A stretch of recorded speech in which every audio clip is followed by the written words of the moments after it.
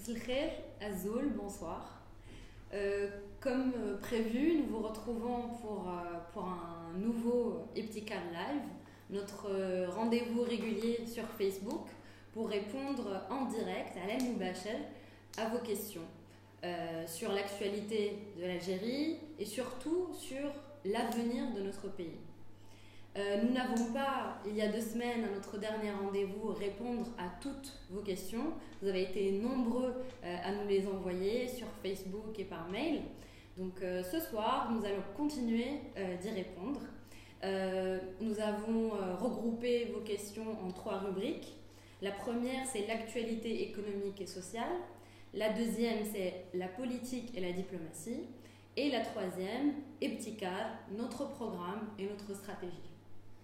Monsieur le Khair alikoum, Azoul Flaoun, bonsoir. Eh bien, écoutez, sans transition, Amina va poser la première question. Donc, actualité économique et sociale, nous allons commencer par la question de l'ILUS. L'ILUS, comment voyez-vous la suite des mouvements de grève ? D'abord, je crois que malheureusement, les mouvements de grève sont un mouvement de fond. Le mécontentement social va s'accélérer pour des raisons évidentes, d'abord pour des raisons économiques, et aussi, je dirais, parce que les gens aujourd'hui, dans leur travail, ne sont pas satisfaits. Alors, on a vu que le mouvement dans des corps des médecins, puisqu'il y a plusieurs, il y a les internes, il y a les résidents et les spécialistes qui sont en grève. Donc c'est au-delà. On a beaucoup parlé du mouvement des résidents, et il fallait le faire, la CAIMA, plutôt des internes, pardon, la CAIMA. Et je pense qu'il faut aujourd'hui se dire que c'est un mouvement qui embrase l'ensemble du secteur de la santé. Alors, premièrement, en termes de méthode, ce que le gouvernement a mis en place comme méthode, c'est une très mauvaise méthode. Que ce soit pour la médecine ou l'éducation, la première chose qu'il faut faire, c'est d'abord rentrer dans des consultations, mais de véritables consultations avec les représentants des travailleurs, et c'est très important. C'est ainsi qu'on commence véritablement, de façon paritaire, à écouter les uns et les autres. On ne commence pas rapidement à licencier des gens pour après les réintégrer une partie. C'est véritablement faire fi, ne pas utiliser les véritables méthodes de la concertation sociale pour arriver à quelque chose. D'abord, comme je vous le disais, en termes de méthode. Alors, comment faire ? Bien évidemment, la concertation, et surtout, il y a un point qui est essentiel et qui est commun à toutes ces contestations, c'est la question du statut. Alors, le statut du médecin, le statut du résident, le statut de l'enseignant, tout ça sont des statuts à poser sur la table et à rediscuter. Mais pour ça, bien évidemment, il faut un gouvernement, un pouvoir qui est comme objectif d'abord, bien évidemment, de ramener cette paix sociale dans le corps des enseignants et des médecins pour rendre l'école plus efficace. Et je dirais, autant la question des statuts, on peut en discuter, tout à fait, maintenant sur la question des salaires, parce que tout le monde dit, il est vrai que les salaires chez nous sont extrêmement bas. C'est aujourd'hui un gros problème, puisque il faut savoir qu'on importe beaucoup de choses, donc les salaires en dinars et les importations en devises font que le pouvoir d'achat, parce que la question c'est pas tant celle du salaire, c'est celle du pouvoir d'achat. Le pouvoir d'achat aujourd'hui de l'Algérien moyen a été véritablement dégradé depuis 2-3 ans. Donc il y a un véritable problème. Ceci dit, il faut comprendre que les finances publiques aujourd'hui sont exsangues, sont véritablement des finances publiques en difficulté. Malgré le rebond du pétrole et du gaz, on en reparlera, et ça repose, de mon point de vue, et parmi aussi de nombreux experts, la question des finances publiques. Quand vous voyez les budgets de fonctionnement des ministères, sont des budgets colossaux.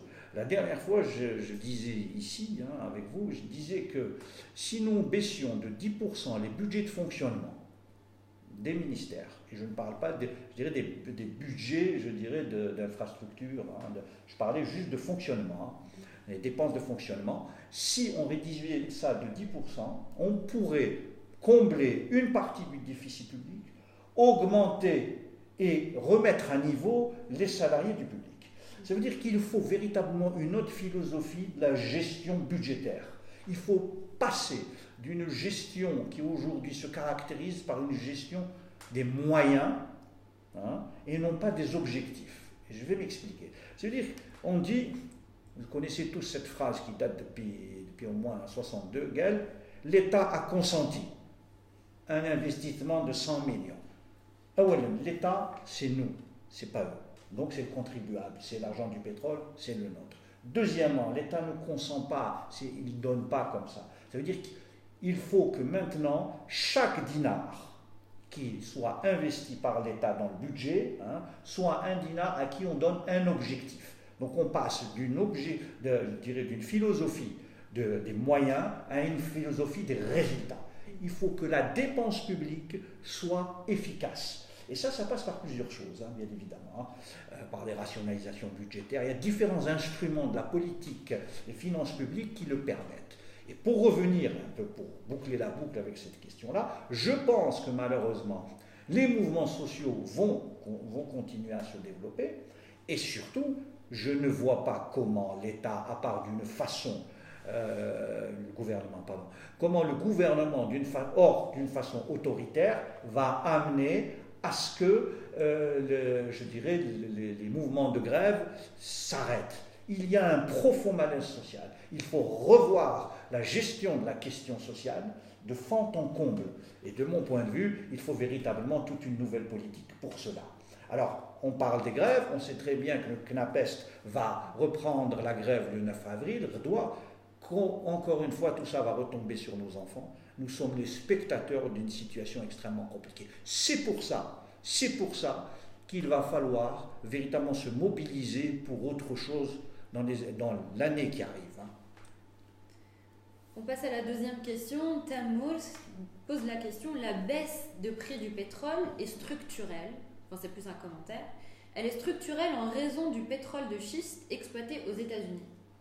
Pour combien de temps le pouvoir algérien pourra-t-il encore maintenir sa politique rentière actuelle ? D'abord, effectivement, la question du prix du pétrole est aujourd'hui, on la scrute tous. Hein. Regarde, tous les jours vous avez un article. On est dans une politique de yo-yo. Les Algériens regardent tous les jours, et je comprends ça. Hein. Mais encore une fois, là aussi, il faut inverser la logique. On sait très bien, et Zamos en a parlé, a donné quelques éléments, on y reviendra.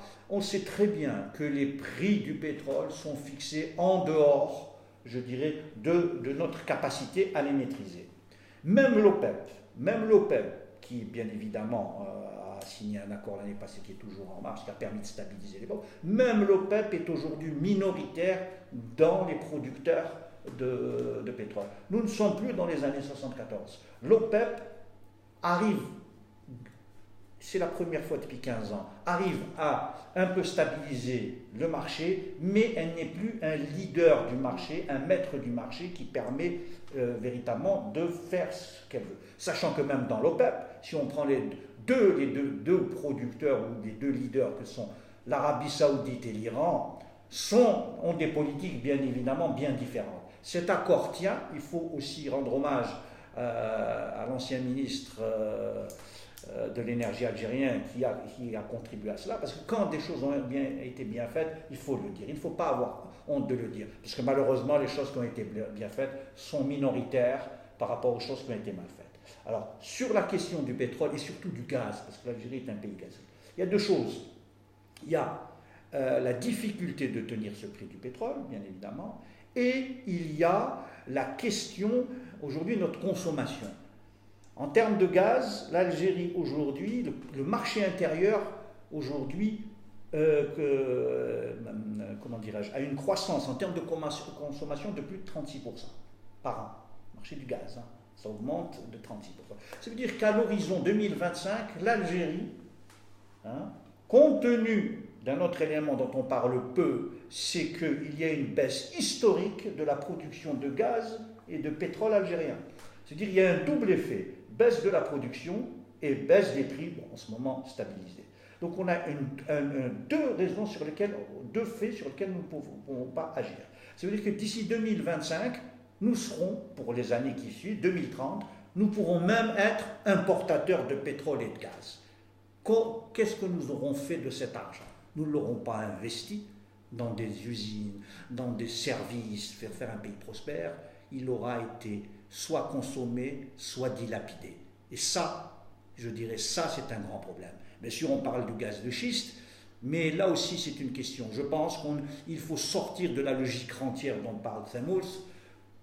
Ne tombez pas dans le piège de dire on va substituer une rente par une autre. Je ne rentrerai pas dans le détail de la dernière rente qui sera moins efficace que celle sur laquelle on continue un peu à vivre. C'est véritablement un problème de fond. Et je boucle cette question, je vous avais parlé au début de la question de pouvoir contrôler. On a comme envie, comme désir, contrôler le prix du pétrole et du gaz. On regarde dans cette direction, mais il faut surtout regarder sur ce qu'on consomme. Parce que ce que nous dépensons est d'une certaine façon plus maîtrisable pour nous que ce que nous vendons, puisque nous ne sommes pas maîtres du marché. Donc là aussi, il va falloir changer de perspective, se tourner vers autre chose. C'est pour ça que c'est très important. Tout ce qui est dit sur effectivement toutes ces politiques publiques qui sont en train de mener sont des politiques dont il faut changer la logique, l'ADN profondément. Sinon, c'est des sparadraps sur une blessure et des sparadraps qui ne collent même pas. C'est véritablement un enjeu et qui touche tous les secteurs, le changement de logique. Nous passons à la question de Fatih qui nous demande que dites-vous du soutien des matières essentielles? Je pense que Fatih doit parler je dirais, du sucre, du score, comme on dit. Panier de base. Totalement, panier de base. J'ai déjà parlé des subventions, parce qu'il s'agit des subventions, de mon point de vue ici. J'ai dit qu'il y avait mille et une façons aujourd'hui de changer.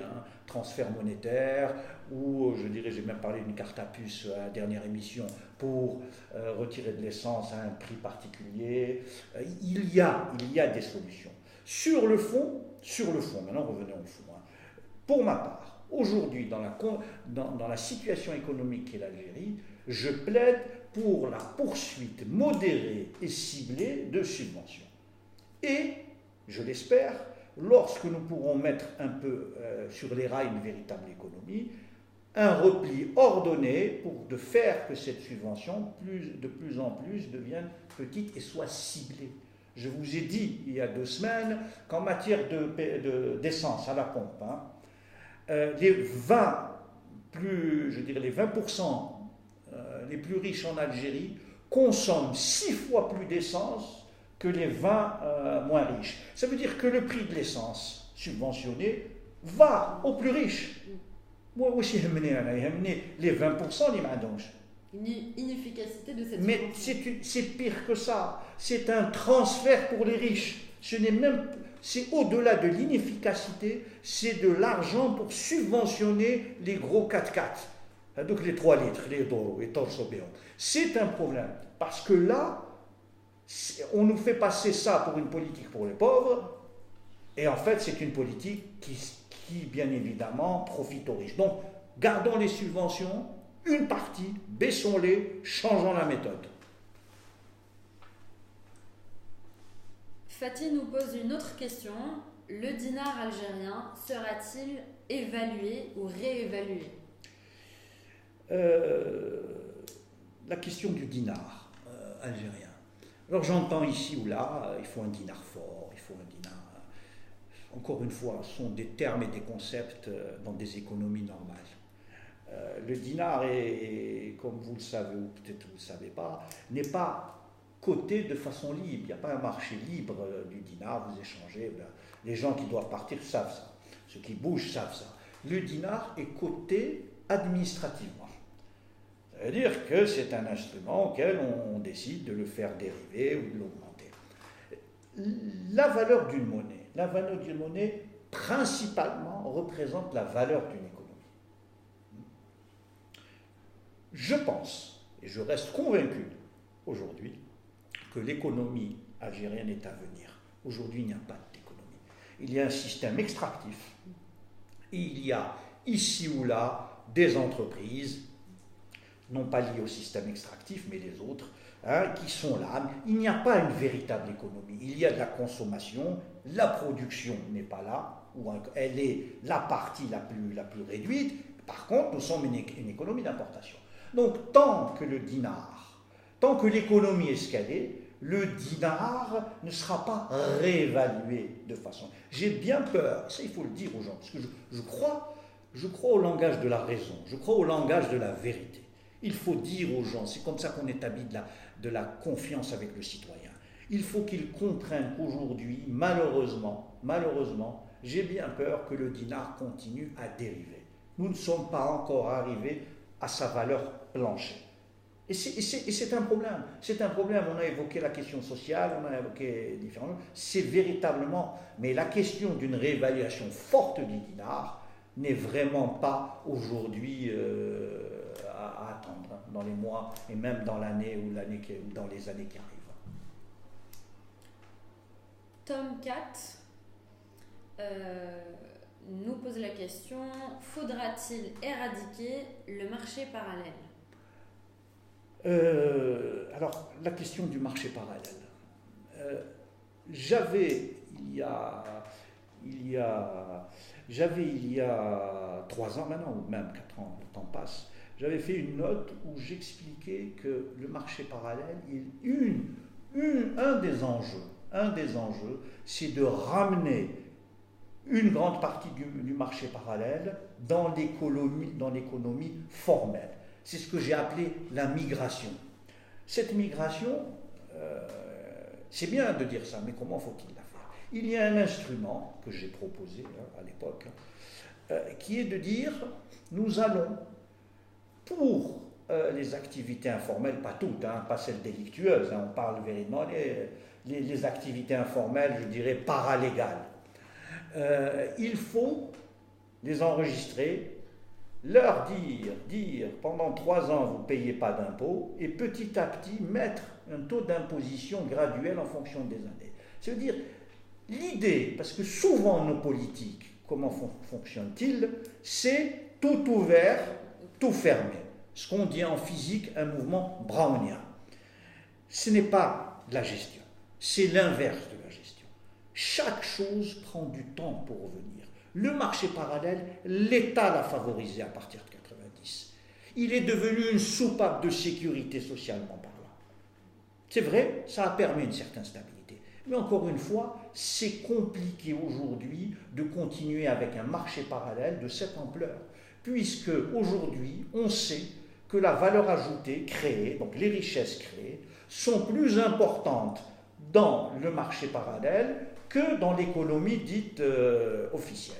La première conséquence de celle-ci, qui est à mettre en relation avec les finances publiques dont on parlait au début, c'est qu'on ne peut pas mettre des impôts sur cette catégorie, et ces impôts ne retournent pas à l'État, et les politiques publiques sont aussi financées par les impôts. Donc on voit très bien que s'il n'y a pas ce genre d'imposition, il y aura moins d'argent pour l'école, la santé, les transports et beaucoup d'autres catégories. Et ceux qui pâtissent de ça, encore une fois, c'est les catégories les plus défavorisées.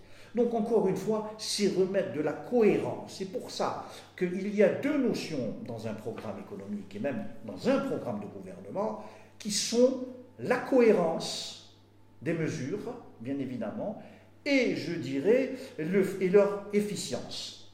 La cohérence des mesures, je vais en donner un exemple. Si, en matière d'imposition, vous dites on va changer les taux, on va les faire plus intéressants. Et à côté de ça, vous avez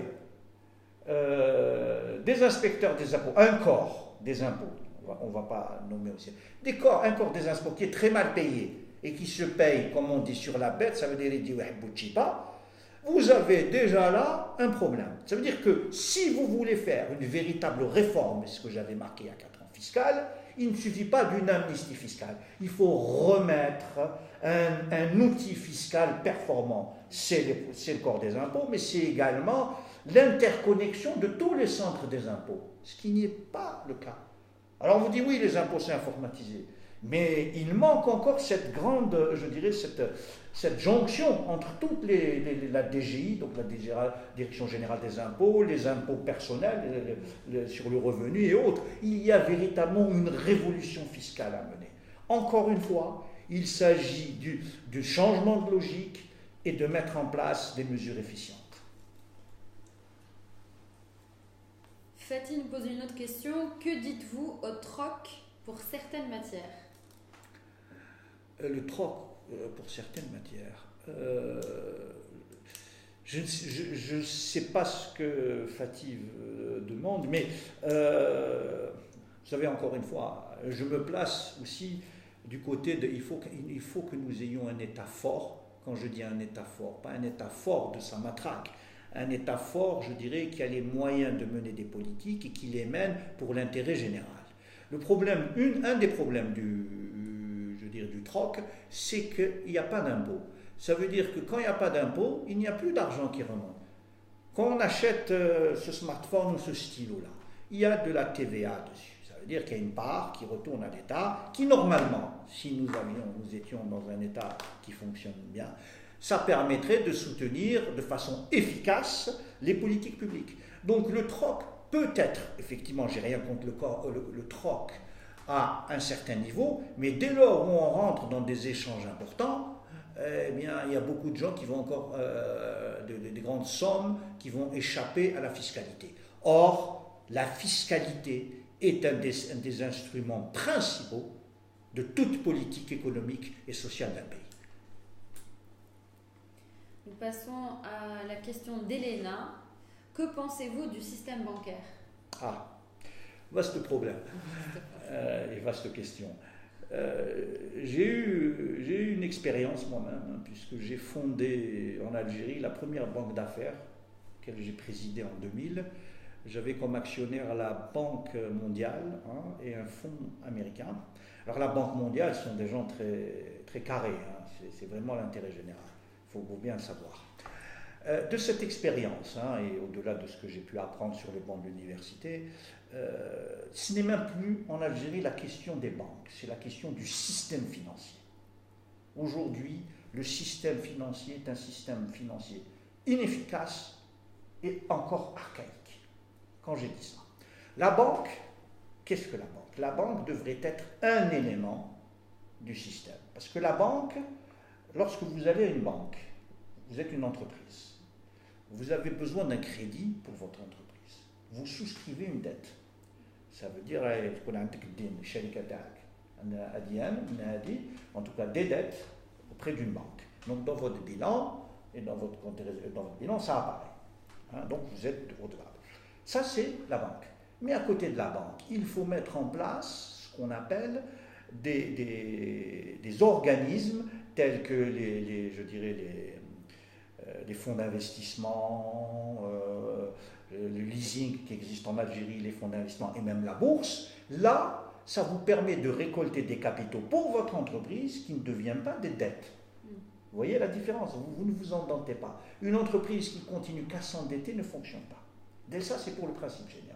Maintenant, sur le cas algérien, on sait très bien comment, dans la majorité, les banques publiques sont menées.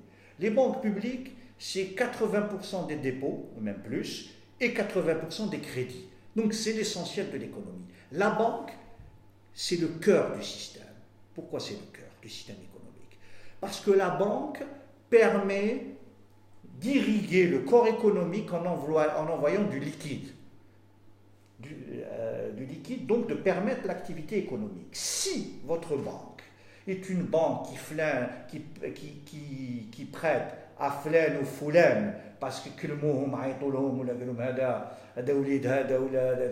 et tandis que le vrai porteur de projet, celui qui a la capacité de mener ces projets-là, qui le banca et goulolo, ça pose un problème de l'efficacité encore de l'argent.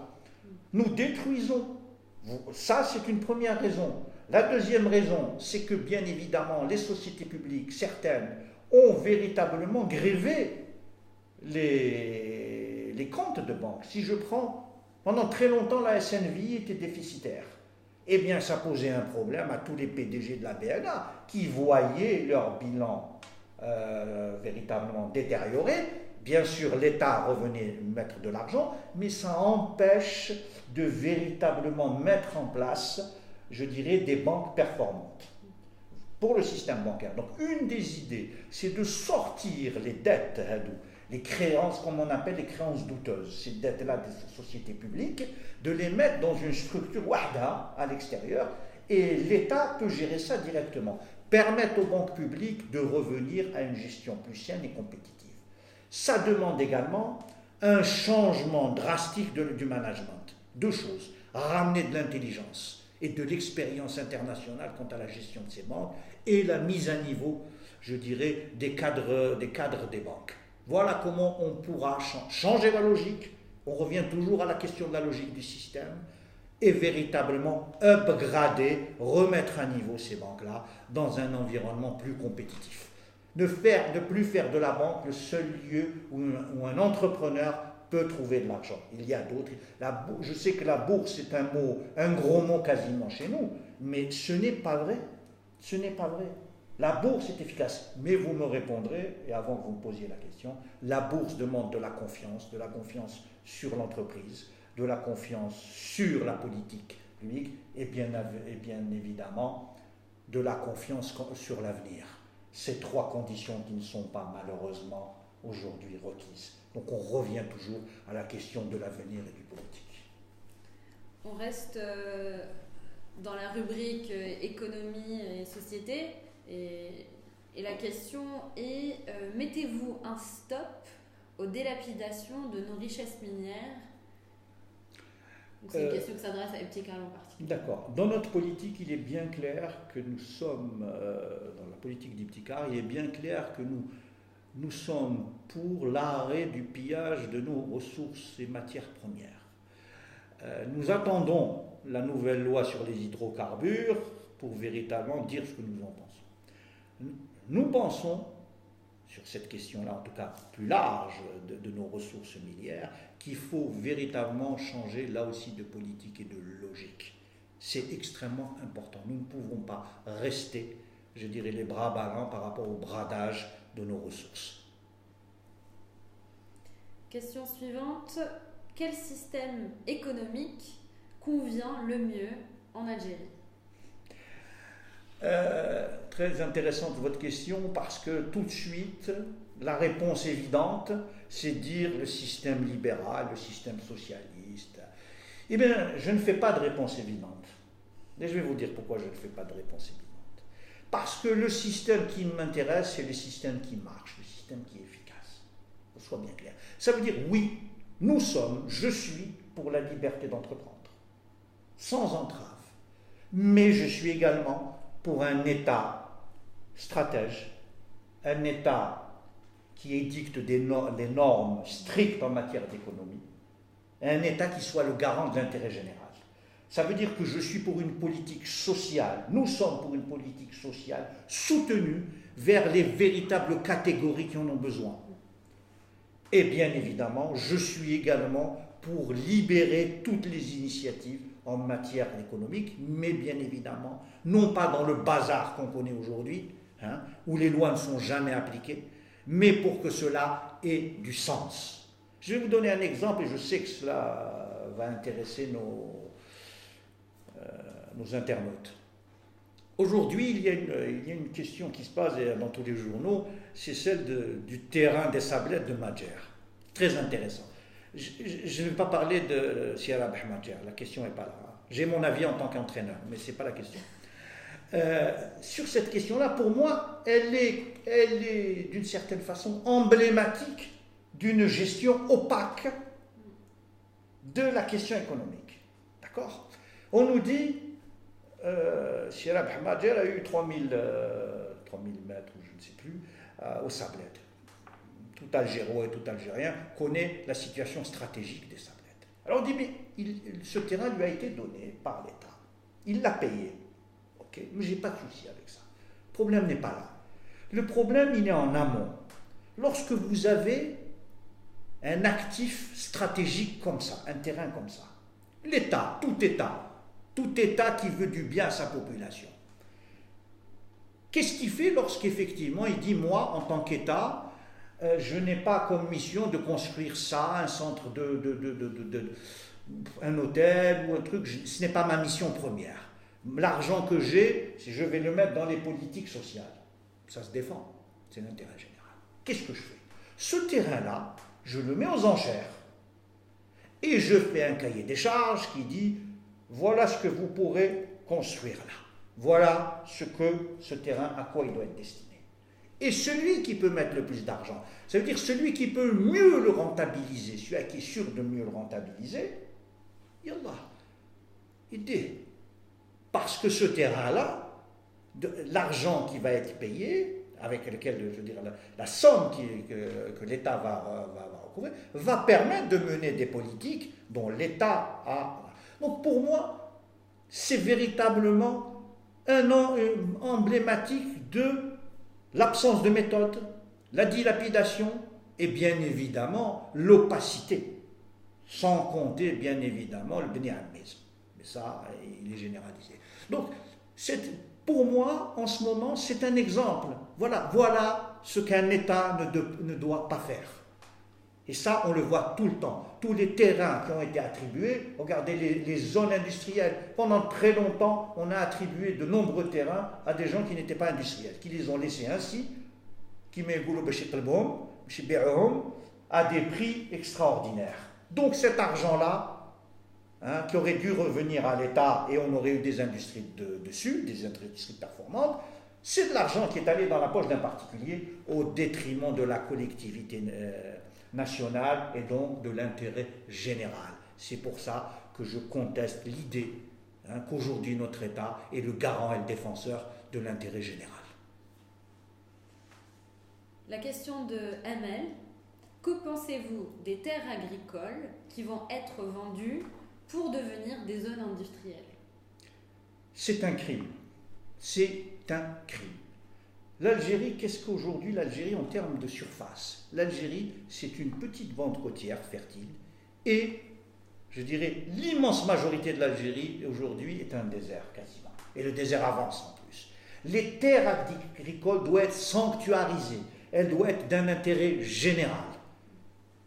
Aujourd'hui, la problématique, c'est qu'en fait, c'est assez paradoxal, il y a de moins en moins de terres agricoles et, bien évidemment, on veut loger beaucoup de monde. Eh bien, vous savez, il va falloir trouver d'autres solutions, celle de construire en hauteur, celle d'avoir d'autres normes urbanistiques. Il y a toute une politique de l'habitat qu'il faut revoir. Ce déclassement des terres agricoles pour aller vers des terres immobilières n'est pas tenable. On est en train d'assassiner notre avenir. L'agriculture algérienne avait repris des couleurs ces dernières années, il faut le dire.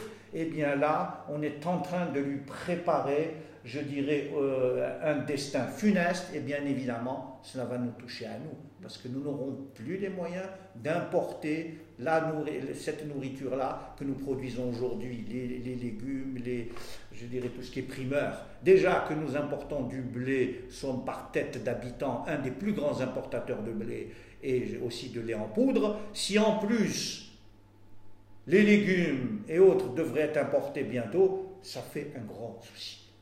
Et là aussi, ne nous trompons pas. La question de fertiliser le désert est une question que peut-être nos petits-enfants pourront mettre en place. Mais aujourd'hui, dans les 10 ans à venir, c'est compliqué parce que ça demande beaucoup d'investissement. Le rendement à l'hectare est plus faible et bien évidemment, le coût d'exploitation explose. Et lorsqu'on voit Saoudi, ils ont des champs de blé, mais c'est un blé qui est hyper subventionné, qui coûte de l'or aux Saoudiens. Comme eux, jusqu'à maintenant, n'avaient pas de problème d'argent, c'était pour eux le symbole de verdir les terres, dire voilà, du blé. Nous ne sommes pas l'Arabie Saoudite. Et même l'Arabie Saoudite aujourd'hui ne pourra plus se le permettre. Nous passons aux questions concernant l'actualité politique et la diplomatie. Et l'UNIS ouvre le bal. Le peuple fera confiance à l'opposition seulement si elle arrive à s'unir. Sans cela, ce sera le peuple d'un côté et l'opposition de l'autre. Alors, l'UNIS a totalement raison. une des questions essentielles, c'est celle de la confiance. Le rétablissement du lien de la confiance entre, je dirais, la classe politique et le citoyen. Tout a été organisé pour faire une société de défiance. Tout est objet de manipulation. Et c'est un énorme problème. C'est un énorme problème. Alors, je peux vous parler de ce que nous, Iptikar, nous voulons faire. C'est recréer le lien. Recréer le lien d'abord en disant la vérité, même si elle ne plaît pas. Parce que c'est un passage obligé. On a le citoyen algérien. Nous avons tous été tellement nourris avec des discours idéologiques qui effectivement, Amrona Ras, l'intérêt aujourd'hui, c'est aussi avec notre discours de pouvoir se nourrir et non pas juste d'utiliser des concepts creux. Ça veut dire qu'il faut revenir à la vérité. Il faut dire aux gens, aux citoyens algériens la vérité. Et il faut le dire de façon cohérente. Il faut rentrer dans ce dialogue que nous essayons d'établir avec nos sympathisants et nos adhérents. Et même plus largement. Parce qu'encore une fois, aujourd'hui, il ne s'agit pas juste de croire en Iptikar ou la Hizb Hadak ou la Akhr. Là, c'est là, il faut reconquérir tout le champ. Et ce n'est pas juste un parti ou un autre, ou un mouvement ou autre. C'est une des premières nécessités. Et ça demande la confiance et une vision d'avenir. Un projet à partager aux Algériens, avec les Algériens, avec tous les Algériennes et les Algériens. C'est essentiel. C'est essentiel de proposer un autre avenir. On ne peut pas être juste contre ça, contre ça, contre ça. Quelle est votre proposition? Nous essayons de le faire. Et nous le faisons. Mais cet appel-là est valable pour tout le monde. L'Algérie ne va pas s'arrêter en 2019, Yajma.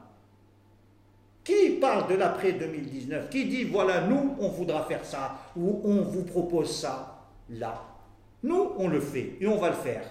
On va bientôt publier notre projet. C'est ça qui est intéressant. C'est à partir de ça qu'on commence à commencer à renouer le fil avec le citoyen. Walid Ibn Rushd, je ne sais pas si c'est son vrai nom, nous dit Sabah al-Khair, Lams al-Khair. Dans votre dernière newsletter, vous avez parlé d'une méthode intéressante pour les prochaines élections. Pouvez-vous en parler? Tout à fait. Nous publions une newsletter mensuelle, arabe-français, comme ça tout le monde peut la lire, où nous avons proposé une méthode pour 2019, et même plus loin. Plus loin. C'est ça qui est intéressant. Premièrement, le constat, c'est quoi? Le constat, c'est que chacun se lève et dit moi j'ai une initiative où il faut ça, il faut un candidat, Moi je ne récuse rien. Je ne dis non à rien. Je dis juste il faut une méthode pour ça. Ça peut être un objectif, mais ça ne peut jamais être le début de la manœuvre. Alors, qu'est-ce que cela veut dire? D'abord, aujourd'hui, on peut le dire, et nous le disons, et je le dis, nous sommes contre le 5e mandat. Dans ces conditions aujourd'hui, nous sommes contre le 5e mandat, pour des raisons très simples. C'est que même si le système perdure en l'état avec la même ADN, même 5e mandat ou même non 5e mandat par un artifice, rien ne changera. Nous sommes dans l'urgence, comme je vous ai disais plus en avant. C'est un changement c'est une rupture, c'est un changement important qu'on devra amener. C'est un changement de logique qu'elle on doit procéder. Alors, bien évidemment, moi ce que je pense de s'il devait y avoir un 5e mandat, ça serait quelques nouvelles têtes qui apparaîtront, un peu plus jeunes, mais encore plus vieilles dans leur tête, parce qu'ils reproduisent le schéma, on en a des exemples tous les jours, et au mieux, apporter quelques éléments nouveaux dans le discours politique. Et sur ces questions-là, ce que nous disons aujourd'hui, c'est qu'il y a 2 conditions préalables dont tous les jours, tout Algérien, organisé dans quelque chose ou non, doit mettre en avant. La première, nécessaire, le retour des libertés publiques et la fin de leurs limitations. Aujourd'hui, comment voulez-vous aller dans une élection dans un an quand les partis ne peuvent pas, bien souvent, organiser autant de meetings qu'ils voudraient, le domaine associatif est bouclé, c'est-à-dire société civile et société politique sont aujourd'hui sous pression, sont encadrées dans une cage de fer. Or, la démocratie, encore une fois, et je le répète, parce que la politique, c'est également la répétition des choses, des mesures et des concepts. La démocratie, ce ne se résume pas dans l'élection. Le bulletin de vote, quand vous mettez votre bulletin de vote, c'est la dernière étape d'un processus. Celui je dirais, des réunions, des publics, celui de la lecture des programmes, des programmes différents à totalement, qu'on puisse les débattre, voilà, publiquement, qu'il y ait, ça c'est une pratique démocratique qu'il faut insérer avant d'aller dans les élections. Donc ça, il faut le faire. Et, je saisis l'occasion, le président de la République, le 19 mars, a envoyé un message. Dans ce message, il disait deux choses. En tout cas, j'en ai retenu deux. Un, qui était, si ma mémoire est bonne, il va falloir aujourd'hui que les programmes, qu'il y ait un débat d'idées, que les programmes puissent être discutés. Donc, en clair, réouverture du champ politique et associatif. Et deuxièmement, il disait, il faut poursuivre l'effort en termes de liberté publique. Marhaba. J'attends que demain, à la suite du message présidentiel, ياك اللي راهم في اهل القرار كل يوم يدعوا بخطاب سياسي تاع رئيس الجمهوريه. اليوم انا تانيك que ça soit clair, que très vite les orientations du président de la République soient mises, je veux dire, sur le terrain, qu'elles soient يطبقوا, puisque ça a été dit par le président de la République. On verra. Moi je crois qu'entre-temps, il faut continuer à demander cela. Sur un autre point, en termes de méthode, on dit qu'il faut un candidat unique de l'opposition. D'accord. Qu'est-ce que l'opposition aujourd'hui? Est-ce qu'elle doit se réduire à des partis qui, malheureusement, doivent subir des attaques, qui aussi, il faut le dire, sont victimes d'une partie de la classe politique qui n'est véritablement pas de niveau et qui est impliquée dans différents scandales? Faut-il s'arrêter à cela? Pour ma part, Ibtikar dit non. Il faut que ce qu'on appelle l'opposition soit l'alliance de la classe politique et de la classe, et plutôt de la société civile. Société politique et société civile. Ça c'est l'opposition. C'est ça l'opposition qu'il faut structurer. Ce n'est pas des discours juste politiques partisans. Il faut qu'ils soient là, mais on ne veut pas les résumer à ça. Et il faut véritablement que tout le monde se mette à table avant de lancer des initiatives. Donc, premièrement, définir l'opposition, lui donner corps et vie, cohérence, unité et discours commun. Premièrement. Deuxièmement, je dirais, il faut un pacte entre toutes les forces, en tout cas, je parle de l'opposition démocratique et patriote. Il faut un pacte. Ce pacte-là, bien évidemment, doit dire nous allons ensemble. Ce pacte-là doit être une feuille de route. Cette feuille de route, elle doit avoir 3 objectifs principaux. 1, mener la lutte efficacement contre la crise économique que nous subissons. 2, instaurer d'urgence les modalités d'une vie publique démocratique. Et 3, débuter le lancement des réformes structurelles. Cette feuille de route doit permettre de conjuguer 2 temporalités qui s'opposent. 1, le court terme, celui de la crise économique au premier chef, parce que les Algériens, les citoyens algériens la subissent de plein fouet, celle-ci, directement, et il va continuer à le subir. Et deuxièmement, la crise politique aujourd'hui, qui est toujours de courte durée, dans la durée courte, et bien évidemment, lancer les chantiers d'avenir sur les réformes structurelles. Ça fait 20 ans, même plus. Ça fait 20 ans qu'il y a un accord tacite sur les réformes structurelles qu'il faut mener. Aucun gouvernement, pour des raisons différentes, à part celui de Si Hamarouche à l'époque, mais qui a duré si peu, et il y a si longtemps, qu'il faut véritablement commencer, débuter ce chantier-là, le lancer, s'occuper du court terme, parce qu'il est urgent, et jeter les bases du futur. C'est donc cette feuille de route qu'il faut dégager. Là, lorsqu'il y aura lorsqu'il y aura cette feuille de route, ce pacte qui donnera lieu à une feuille de route, là, nous pourrons commencer à envisager la question de la candidature unique. Alors, oui, pour une candidature unique, si nous pouvons déjà passer ces deux étapes. Pour notre part, comment penser que quelqu'un qui est déjà bien impliqué dans un parti puisse mener au nom de tous une politique dont il n'y a pas déjà un accord? Vous voyez un peu l'irrationalité de la démarche. Donc, nous pensons qu'il faut un candidat au-delà des partis, je ne dis pas hors parti ou autre, au-delà des partis, un candidat intègre qui soit en mesure d'incarner l'Algérie d'aujourd'hui et qu'il y ait une vision pour celle de demain. C'est très important. Il sera le garant pendant un moment de la suite. Ce candidat que nous appelons de nos voeux, en tout cas Ibtikar, nous le soutiendrons. Nous le soutiendrons et tous ces soutiens normalement, Inch'Allah, cette opposition, celle qu'on a définie, en relation avec lui, nommera un chef du gouvernement et non pas un premier ministre, un chef du gouvernement.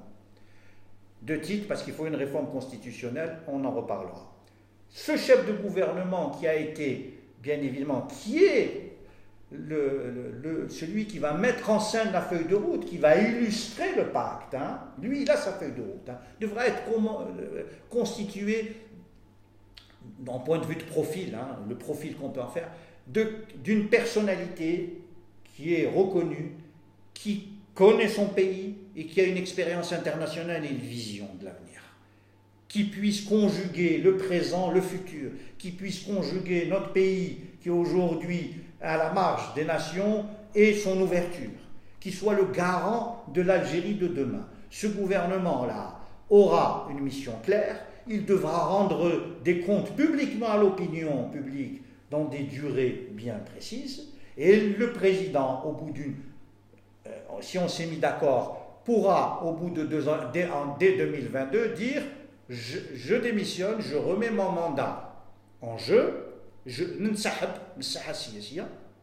et là, le gouvernement et le président auront eu le temps de mettre en place une vie politique normale, les fondamentaux économiques, une vie politique où déjà pendant 2 ans on sera organisé pour pouvoir chacun parler de son programme et autres, et les citoyens auront commencé à avoir une culture démocratique. Là nous assisterons à des élections, pour reprendre une vieille phrase, propres et honnêtes. Et c'est à ce moment-là où on va arriver à un autre avenir en termes de prospérité et de démocratie. C'est essentiel en termes de méthode. Un dernier point, la question, bien évidemment, de dire « mais le président n'a pas de pouvoir » si l'article 91 de la Constitution lui donne une arme très importante, c'est celle, je dirais, des décrets présidentiels. Donc on peut lancer les plus grandes réformes. Et puis la chambre d'enregistrement, moi je fais le pari que ceux qui ont voté pour certains ou suivent les ordres d'autres sont capables de voter même des choses qui sont totalement différentes. Ce qui les intéresse, c'est pas la politique, c'est ce qui se met dans la poche. Donc la question là aussi, il va falloir revenir à une démarche beaucoup plus rationnelle. Et là, effectivement, nous serons en capacité de parler d'un candidat unique. J'attire votre attention. Il faut faire très très vite. Le temps passe vite. Il va falloir que chacun se départisse de ses égos, que chacun discute, mais pas des discussions publiques, ça ne sert à rien. Il faut d'abord parler entre nous avant d'aller devant une télévision et d'annoncer des choses. Hein. Il faut qu'il y ait véritable un accord. Le pacte, c'est ce pacte de l'opposition, ce pacte de la transition, hein, va être d'une certaine façon notre guide pour l'avenir. En tout cas, pour la transition. Et une transition, elle n'a pas pour vocation de durer 10 ans, ou 20 ans, ou 30 ans. Nous la bornons dans le temps, elle durera 2 ans. D'où l'importance de cette méthode, de ce pacte. Je passe à la question de Nadia. On parle d'un nouveau gouvernement, que pensez-vous? La question de Nadia est très intéressante parce que elle remet en place malheureusement le rôle qu'on veut nous donner à chaque fois, être les commentateurs d'une pièce dont nous sommes les spectateurs. Moi je refuse. Je refuse d'abord parce que ce qui est important c'est de faire et non pas de commenter les frasques des uns et des autres, ça n'a aucun intérêt. En tout cas pour l'Algérie, la situation est trop compliquée aujourd'hui. L'urgence fait qu'on ne peut plus être là juste à commenter. Moi je considère qu'aujourd'hui un changement de gouvernement sous ce régime-là, sous cette matrice-là, ne correspond à rien. On change des hommes, on change peut-être à la marge les choses, mais fondamentalement la logique ne change pas. Je vous ai dit au début de ce live qu'il fallait changer de logique. Et ce changement de logique commande véritablement un changement drastique de l'ADN de ce système-là. Voilà, c'est très important. Sinon, parler de ce gouvernement là, qui a tourné sur Facebook, le gouvernement de Facebook, c'est le Premier ministre ou des Fatih nous pose une question. Selon vous, comment traiter les oligarques? Comment traiter les oligarques? Écoutez, moi je crois à la justice et pas à la vengeance. Je vais m'expliquer. هذوما نديروا لهم هكذا ونديروا لهم هكذا ولا نقتلوهم ولا n'importe quoi. Moi je ne crois pas à ça. Je ne crois pas à cela. Je crois à la justice. La justice rendue au nom du peuple algérien. La vraie justice. Et ce que je dis, il y a des lois sur de nombreuses choses.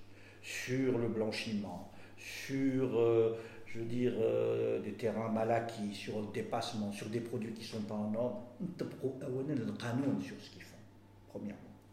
Deuxièmement, donc là, je peux vous assurer que vous avez droit à envoyer en prison bon nombre d'oligarques, déjà. Deuxièmement, il y a une problématique d'efficacité. Nous parlons de la crise. La crise aujourd'hui fait que l'Algérie est dans une situation d'urgence. Je répète ça, et je vais encore le répéter. Quelles sont les ressources dont dispose l'Algérie aujourd'hui? Celles du pétrole, et du gaz et du pétrole qui s'amenuisent de façon importante. Nous ne sommes pas en mesure aujourd'hui de substituer ces richesses à d'autres. L'impôt aujourd'hui levé ne suffit pas, et bien pour, réduire la part du pétrole et du gaz. Donc, qu'est-ce que je dis? Je dis, il va falloir contraindre à ce que l'argent soit investi dans le pays. Là, je ne parle pas des faits avérés de blanchiment ou d'évasion fiscale, mais je parle d'autres. Nous allons voir, on peut discuter, il faut discuter, il faut trouver ça, il y a des interlocuteurs, il faut faire que la richesse créée en Algérie reste en Algérie. Et il faut créer de l'emploi. Il ne faut pas avoir une vision de revanche, il faut avoir une vision d'efficacité pour l'avenir. Et ça, c'est important. Par contre, juste un point, cela demande également, et c'est là où il faut changer ce que je vous disais, la nature et la logique du système, et il ne faut plus que les oligarques puissent influencer de façon très importante la politique de l'Algérie. S'il n'est plus possible d'avoir des commandes en parallèle, un système de commandes en parallèle. Ça, il faut arrêter cela. Voilà, soit bien clair.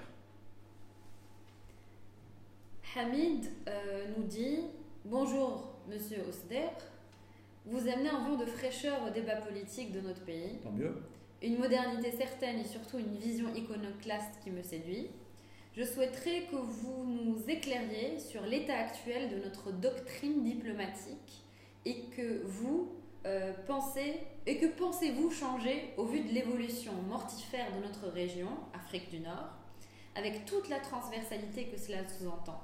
Et avez-vous une réflexion sur notre devenir dans l'espace méditerranéen? Merci. Merci à toi. Il y a l'autre Debza aussi qui doit avoir à peu près la même question. Nous avons eu beaucoup de questions sur la politique diplomatique. On peut le mettre en lien avec la question aussi de Jamel qui nous dit « Aller dans le sens de l'histoire, percevoir la communauté de destin des peuples de la région, redéfinir notre rapport à l'espace et construire le Maghreb. Est-ce cela la voie qui permettra le véritable dépassement des contradictions et des non-dits structurant l'action politique ?» D'accord. Je les avais lues quand elles sont arrivées. Elles ont une problématique mitoyenne commune. L'action de l'Algérie et la diplomatie de l'Algérie.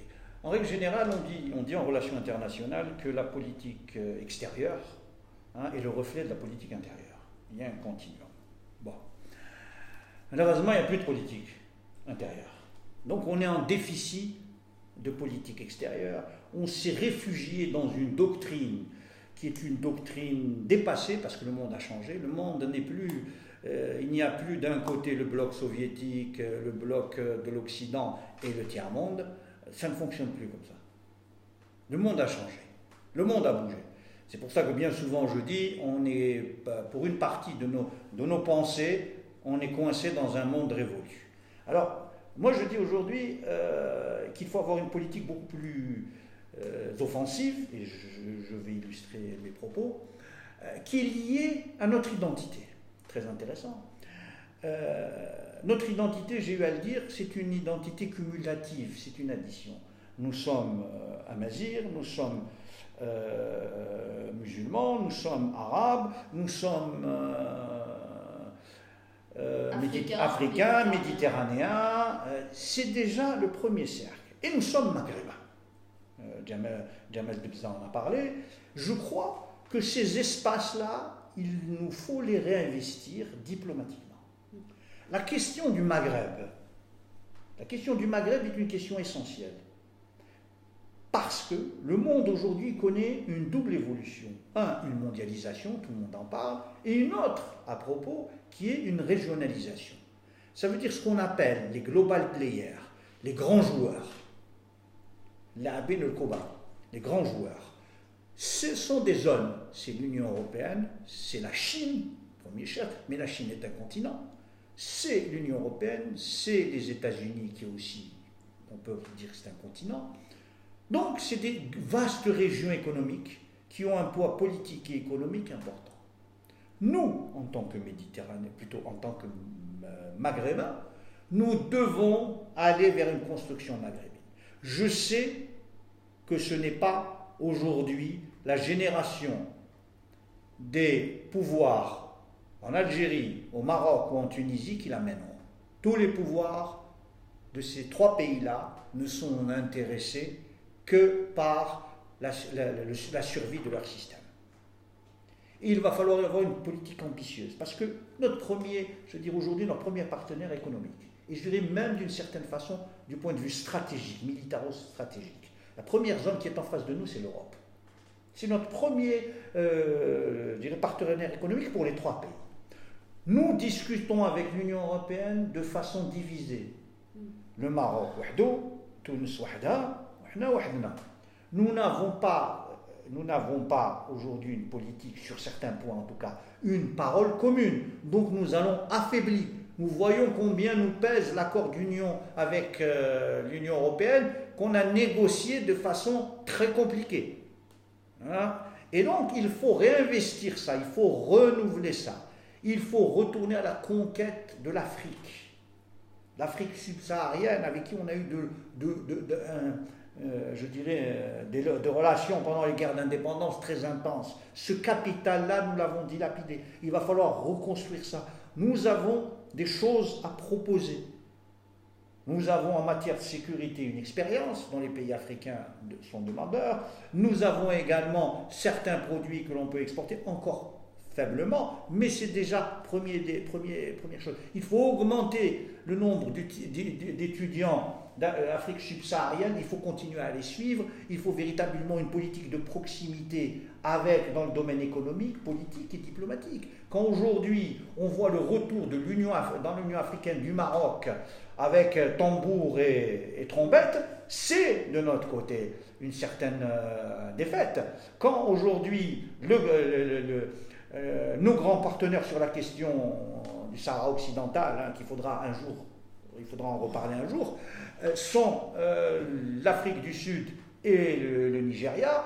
Le Nigeria aujourd'hui, et avec Buhari qui est à sa tête, est en train de revoir sa politique qui devient de plus en plus favorable au Maroc. Il était avec nous, maintenant il est dans une position neutre. L'Afrique du Sud, les changements à la tête de l'Afrique du Sud, le départ plus ou moins des anciennes générations de l'ANC, ceux qui, Sam Mandela, les diabolistes Istiqlal, fait que les générations, nous n'avons pas entretenu les mêmes rapports, les rapports commencent à changer. Ça veut dire qu'il va falloir repartir à la conquête de ça, non pas juste sur un mode de diplomatie secrète. Là, nous sommes aujourd'hui en termes de soft power dans une diplomatie qui se voit, qui s'illustre.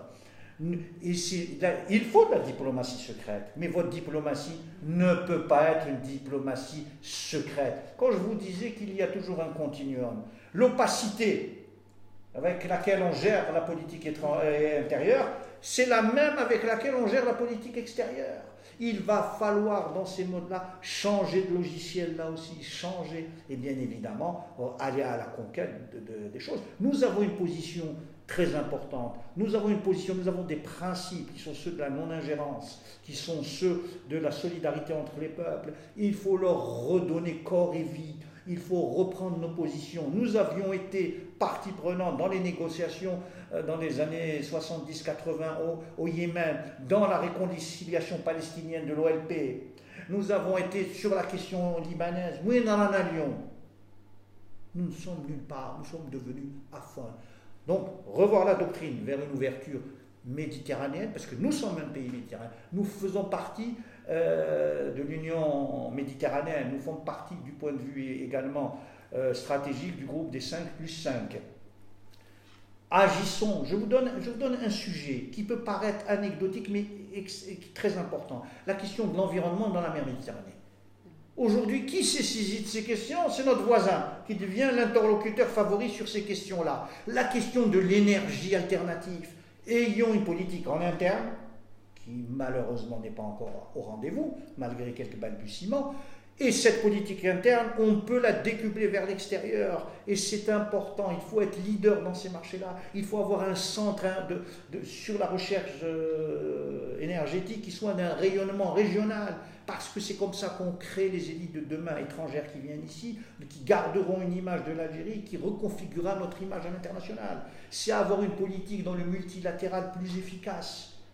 Vous voyez, il y a véritablement tout un champ dont nous parlons dans notre programme. Donc il faut véritablement redonner un gros coup de fouet à la diplomatie algérienne. Et bien évidemment, redonner une doctrine à la diplomatie. Et je dirais juste un point. Parce qu'on parle de la doctrine diplomatique. La doctrine diplomatique influence également la doctrine militaire. Aujourd'hui, nous avons un budget de 11 milliards de dollars par an, un budget qui est certifié entre guillemets par le CIPRI, qui est l'organisme international neutre à Londres, qui s'occupe de tous les budgets militaires, qui les évalue. Aujourd'hui, ce budget qui est colossal, je dirais, moi, en termes d'armement, il serait intéressant d'avoir tous les ans, ce qu'ailleurs on appelle un livre blanc, qu'on comprenne bien la doctrine militaire, les objectifs en termes de doctrine militaire, la définition de l'ennemi, ou de la menace plutôt, la définition de la menace, et donc bien évidemment les matériels militaires qui correspondent à la configuration stratégique de l'armée. Tout ça, je suis sûr que c'est mené par l'armée algérienne. Mais il est temps qu'on en sache un peu. Il est temps que cela soit un peu mis sur la table. Je ne parle pas des choses secrètes, bien évidemment, il faut toujours une part de secret. Mais parce que, bien évidemment, il est temps qu'on remette un peu de clarté dans cette opacité générale. Fatih nous dit respect et considération, Monsieur Samir Ousder. Si vous êtes élu, faites-vous appel à nos experts ou vous imposeriez un système. Les islamistes veulent le système islamique, les démocrates veulent un système démocratique. D'accord. Alors, la première question, est-ce que vous ferez appel à nos experts? Ce n'est pas une question. Nous ferons appel à nos experts, je ne vois pas faire autrement. Sur certains points qui ne sont pas stratégiques, on peut ici ou là utiliser une intelligence, voilà. Mais sur l'ensemble, en termes de gouvernement, en termes de conduite politique, ça sera que des Algériens, des experts algériens. Il est hors de question qu'un étranger ait accès à ce domaine réservé, sanctuarisé. Nous ne sommes pas libérés. Nos pères, nos grands-pères, pour les plus jeunes, n'ont pas mené une guerre de libération de 7 ans. Le peuple, les citoyens algériens qui n'étaient pas des citoyens à l'époque, il faut toujours le redire, combien l'indépendance a été quelque chose d'important. Parce qu'aujourd'hui, on brade un peu tout cela. C'était mieux avant. Non, c'est pas vrai. Et ça, c'est très important. Ça veut dire que nous utiliserons que des Algériens. Nous n'allons pas sacrifier cette indépendance. Elle est déjà bien malmenée. Nos armements sont achetés à l'extérieur. Une partie de ce que nous mangeons est acheté à l'extérieur. Même la mayonnaise est achetée à l'extérieur. Les habits, je crois que ça suffit. Ça suffit. Il faut changer de logique. Voilà. Donc la question de l'expertise, bien évidemment. Maintenant, s'il faut, je dirais, ramener un ingénieur pour rendre plus efficaces les voitures produites en Algérie, je n'ai pas de souci avec ça. Voilà. Sur la question du système, c'est très intéressant, parce que ça montre bien cette idée qu'il y aurait d'un côté un système islamique, un système démocratique. D'abord, ça voudrait dire que l'un n'est pas démocratique et l'autre. Bon, moi je pense que ce ne sera ni l'un ni l'autre, ce sera un système algérien. D'abord. Alors c'est quoi? D'abord, je pense que la base de ça, il faut que tous nous l'entendions. Tous. Nous sommes, nous, Algériens, condamnés à vivre ensemble. Il n'y a pas d'autre alternative. Soit nous le vivons dans la violence, soit nous le vivons pour le progrès de tous et la prospérité de tous. Il faut que ça rentre dans la tête de tous. Permettez-moi de vous dire une chose. Je sais que parfois, et si Djaou, tu as raison, je suis iconoclaste. Parce qu'encore une fois, je m'efforce de dire la vérité. On revient au processus de 92, l'arrêt des élections. 92 jusqu'à aujourd'hui, ça nous fait, on est 24-25 ans. Ça veut dire quoi? Ça veut dire qu'un peuple dont 21 millions sur 41 sont nés en 90. Soit bien clair. Ça veut dire plus de la moitié n'a pas eu l'expérience personnelle de ce traumatisme-là. Ouais, d'accord. Ce traumatisme-là, nous l'avons transmis de génération en génération, ça en fait deux. Nous avons rendu tous, qu'on soit bien clair, tous, fait de l'autre l'ennemi implacable. Non, non. Oui, il faut juger ceux qui ont été à la base de cela. Mais on ne peut pas juger 41 millions d'Algériens, condamner 41 millions d'Algériens. Nous sommes obligés de trouver un terrain d'entente. Nous sommes obligés de dire, oui, la richesse de l'Algérie, c'est ses différences. Construisons un système qui accepte toutes les différences, en tout cas les nôtres. Personne n'est plus algérien que l'autre, personne n'est plus amazigh que l'autre, personne n'est plus arabe que l'autre, et personne n'est plus musulman que l'autre.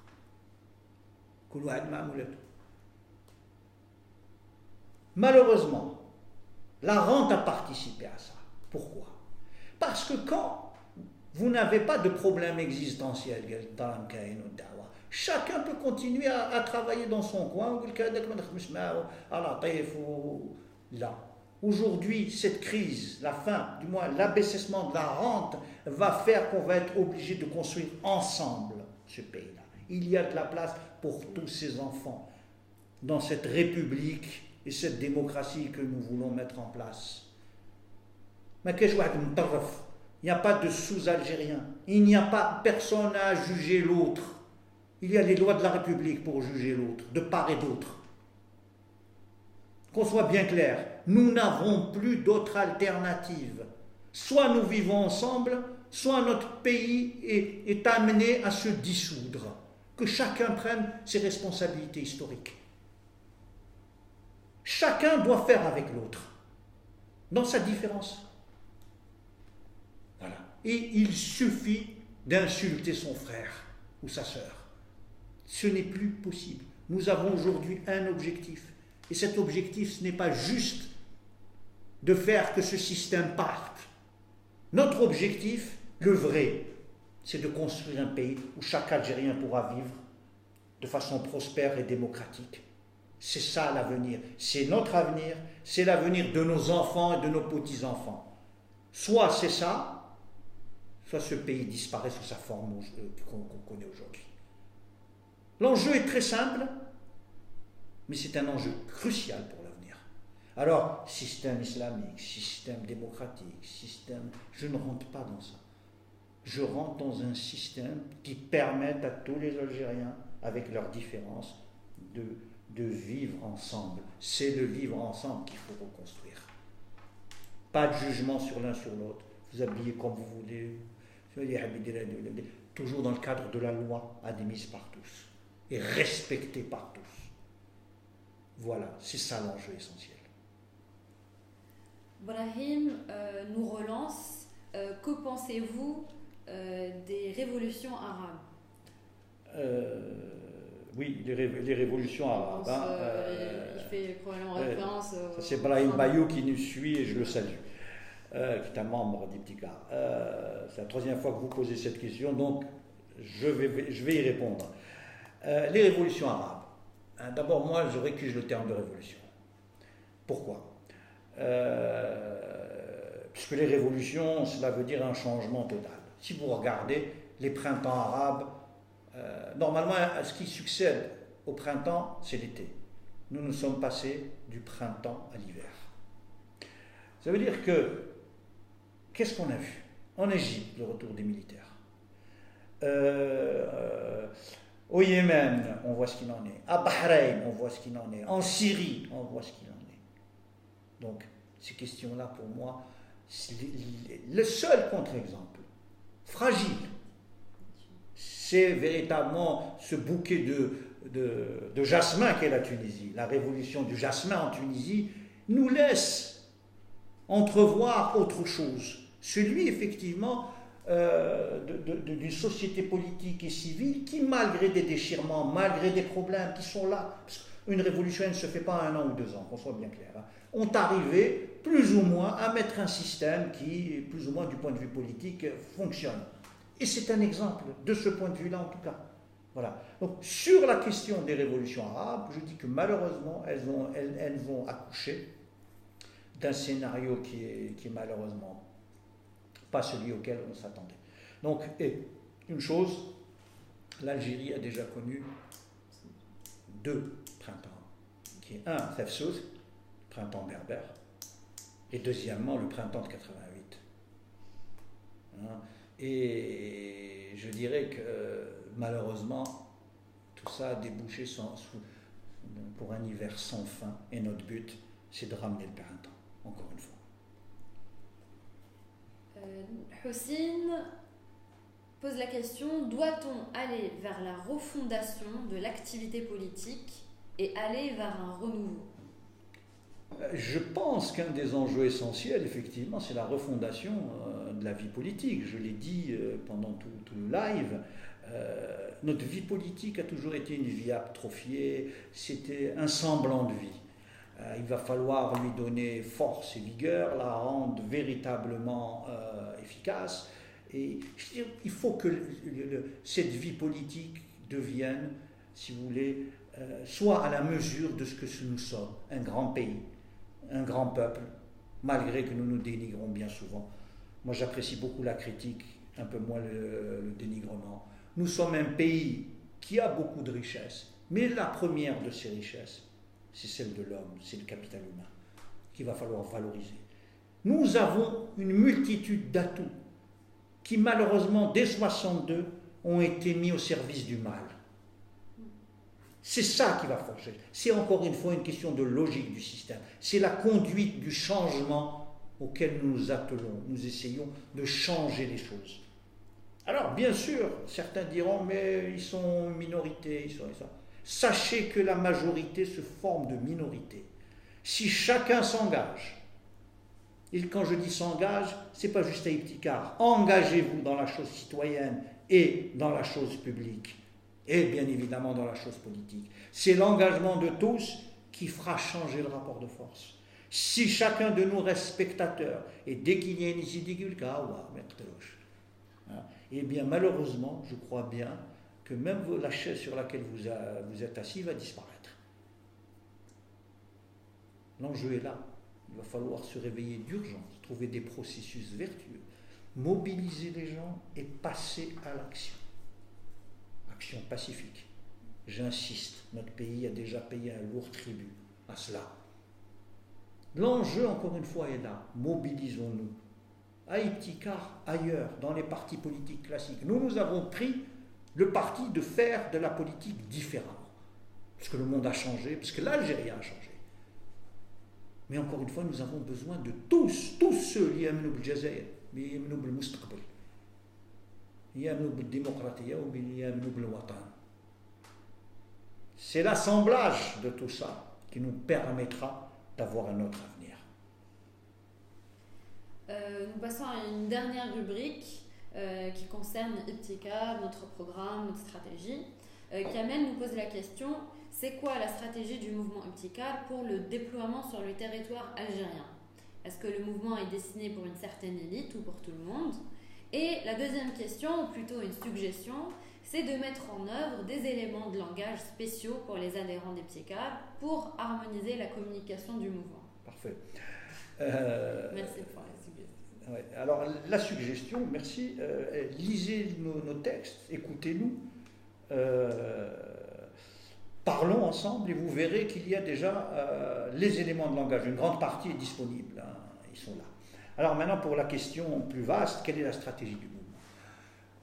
Notre stratégie, je viens un peu d'en dire quelque chose. D'abord, c'est de faire de la politique autrement. C'est de passer par la citoyenneté pour accéder aux politiques, parce que l'Algérien, on le sait, nous, Algériens, je m'en fous. Le chaos, il commence. Le chaos il commence في العمارة في الحومة ولا في المدينة. Nous on a un rapport à la vie commune qui est un rapport qui s'est extrêmement détérioré. Voilà. Donc déjà par la citoyenneté de proximité, en intéressant les gens à leur quotidien, à les amener à agir pour des actions, à permettre aux actions de se rencontrer. Ça, c'est notre plateforme numérique dont on a déjà parlé, qui permettra ça. Amina dira un mot. C'est tout ça qui va permettre déjà de créer ce début de lien. Il faut que, pas que nous, mais les autres le fassent. Et là, lorsque, sur le problème, le citoyen se rendra compte que la résolution de ce problème dépend non pas juste du voisinage, mais c'est une question qui ramène à la politique, il comprendra que son quotidien est conditionné par le politique. Donc ça l'amènera vers le politique. Et c'est très important. Donc voilà un peu cette stratégie d'aller de la citoyenneté au politique. Mais nous avons aussi un volet politique. Non pas un volet politique partisan, aujourd'hui, parce que comme je vous l'ai dit, il faut d'abord qu'il y ait les éléments de la démocratie. قوانين اللعبة الديمقراطية مادام ما كانش ما نقدروش في راينا ما نقدروش نديروا حزب ما نقدروش عندنا حياة سياسية véritablement importante. Donc nous, le but, c'est d'être un mouvement, d'amener ça et de prendre nos responsabilités politiques. C'est quoi nos responsabilités politiques? D'être présent dans le débat politique, d'être présent dans les actions politiques, de préparer un programme qui donne notre vision, mais non pas juste un programme économique ou social. Nous ne sommes pas un think tank, Nous ne sommes pas là pour sortir des idées ou nous mettre de l'autre. Mais nous ne sommes pas là. Nous بينا قبل وإن شاء الله المواطن يامن بنا. Donc l'idée c'est d'être dans la citoyenneté et de la politique. Maintenant, comment on s'organise sur le territoire? Nous n'avons pas d'agrément. Vous pouvez imaginer pourquoi. Donc, on me pose souvent cette question, il est où votre site? Plutôt votre siège. C'est compliqué. Nous ne pouvons pas avoir de siège officiel.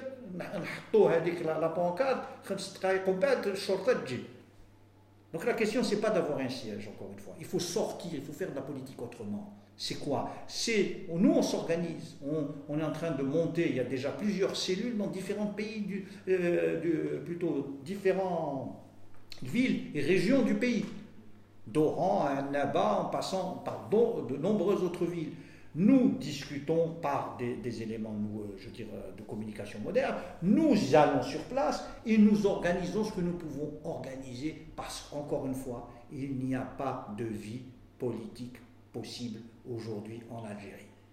Voilà. Donc, aujourd'hui, notre plus grand instrument, c'est celui-ci. C'est ça et c'est ça. Mais nous organisons également des réunions, des meetings et autres, mais malheureusement, nous ne pouvons pas les organiser comme nous le voudrions. Alors, notre lutte, vous comprendrez pourquoi, passe par le rétablissement d'une vie démocratique qui sera favorable pour tout le monde, et d'abord pour le citoyen algérien.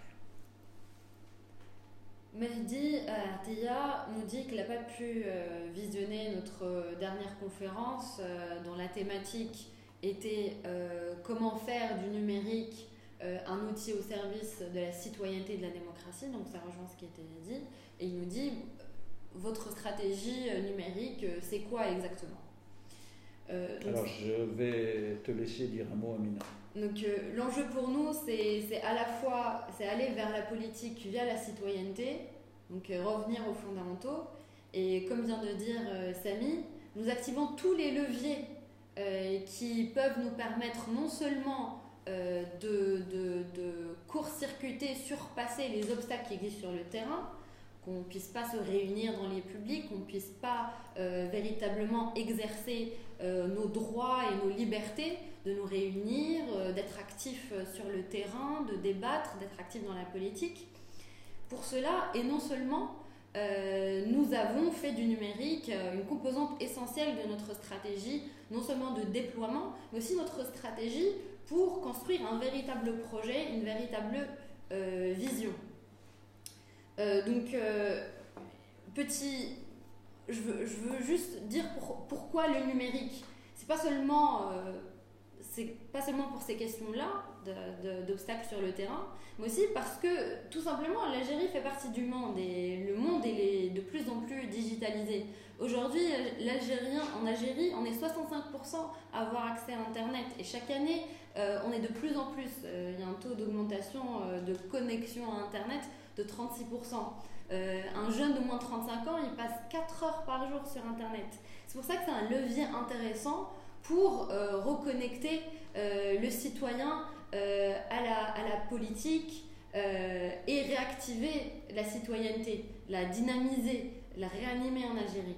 Mais aussi, il y a une question aussi de politique publique qui peut être améliorée via le numérique. Pourquoi? Le numérique, c'est une technologie qui peut nous permettre d'améliorer l'information, la communication, l'efficacité, la participation. Et pour toutes ces raisons-là, notre stratégie, notre stratégie numérique se définit sur 2 axes. Le premier, c'est celui de rendre l'Algérien et l'Algérienne acteurs des politiques publiques, acteurs de leur destin, acteurs de l'avenir de l'Algérie. Et ça peut passer par des choses comme leur donner des outils numériques de concertation, de proposition, qu'on puisse porter leur voix. Par exemple, on est en train de développer une application qui s'appelle Barlamani, qui part du constat que le Parlement national ne défend pas l'intérêt général et qu'on va donner la parole aux Algériens et aux Algériennes pour définir quelles sont les préoccupations, les priorités et qu'ils puissent faire entendre leur voix. C'est aussi, le numérique nous permettrait aussi d'éclairer le citoyen sur ce qui se passe, rendre la politique proche de ses usages. Si les jeunes ils sont sur Internet, il faut aller sur Internet pour clarifier comment effectuer une transition démocratique, quel rôle ils peuvent jouer, les impliquer de cette façon-là. Le deuxième axe, c'est précisément rendre les politiques publiques plus efficaces, plus transparentes, plus efficientes. Alors ça, ce point-là, c'est pour nous, si demain nous sommes, je dirais, faisant partie de la solution qui viendra, nous utiliserons ça comme un moyen de politique publique. Le premier axe, c'était aujourd'hui comment... Nous sommes actifs aujourd'hui. Voilà. Donc, on a évoqué la plateforme d'ailleurs qui s'appelle Muwatanatek et qui est en cours de développement avec plusieurs applications qui partent des préoccupations, qui partent de constats véritables du terrain.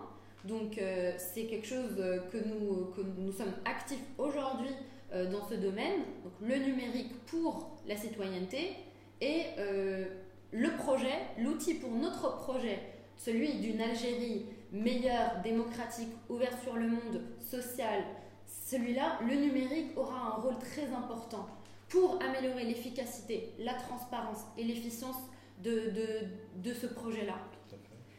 Donc là, je donne comme exemple, aujourd'hui, on parle déjà e-government.